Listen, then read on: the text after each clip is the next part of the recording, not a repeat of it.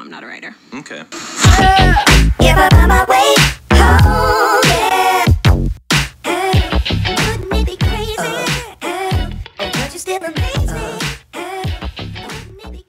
Salut la jeunesse, c'est Silk722 et on se retrouve aujourd'hui pour une vidéo un peu spéciale, à savoir la présentation de ma nouvelle caméra, la GoPro Hero 2014. Disponible depuis le 5 octobre 2014 au prix de 125 €, la GoPro Hero version 2014 est l'entrée de gamme de chez GoPro. Même si la Hero ressemble aux autres modèles de la marque, elle n'en est pas moins différente. Avec un poids de 110 grammes dans son boîtier de protection qui n'est malheureusement pas amovible, elle est étanche jusqu'à 40 mètres. L'enregistrement se fait sur une carte micro SD et elle dispose d'une autonomie pouvant aller jusqu'à 2h45 pour une recharge d'environ 2 heures. Outre l'emballage et ses caractéristiques, la Hero se différencie par le contenu de sa boîte. On y retrouve ainsi comme à l'habitude les différents livrets ainsi que les stickers GoPro.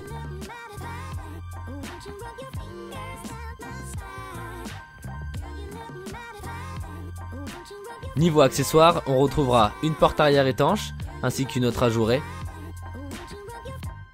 une fixation adhésive plate ainsi qu'une incurvée, la boucle anti-vibration et enfin le câble USB.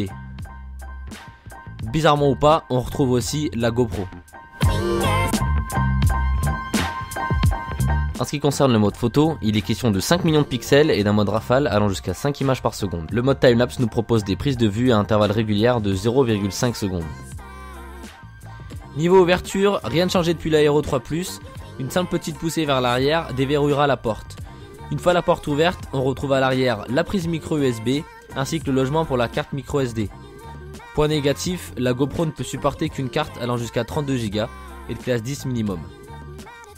Même si le boîtier ainsi que la batterie ne peuvent être remplacés, on peut remplacer la porte étanche par une porte ajourée et ainsi améliorer la qualité sonore qui sera vraiment acceptable au vu de son prix. Je regrette par contre le fait de ne pas pouvoir relier un micro externe via la prise mini USB ainsi que tout autre accessoire backpack de la marque, bridant ainsi la GoPro à son plus simple appareil. Vous pouvez oublier la prise micro HDMI ou encore le Wi-Fi.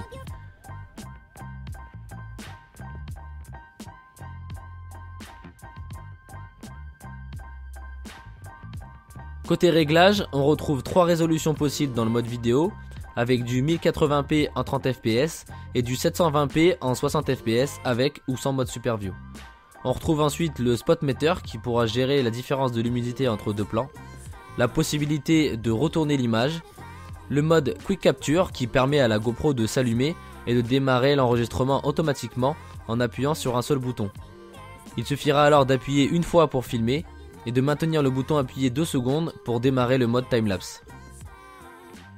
Viennent ensuite les modes NTSC ou PAL, la possibilité de n'allumer qu'une seule ou 2 LED, le volume des bips, la date et la suppression des fichiers. Dans l'ensemble, la qualité vidéo n'est pas exceptionnelle, mais au vu du prix et de ce que propose la concurrence, l'investissement en tant que deuxième caméra ou en tant que caméra familiale reste un très bon choix.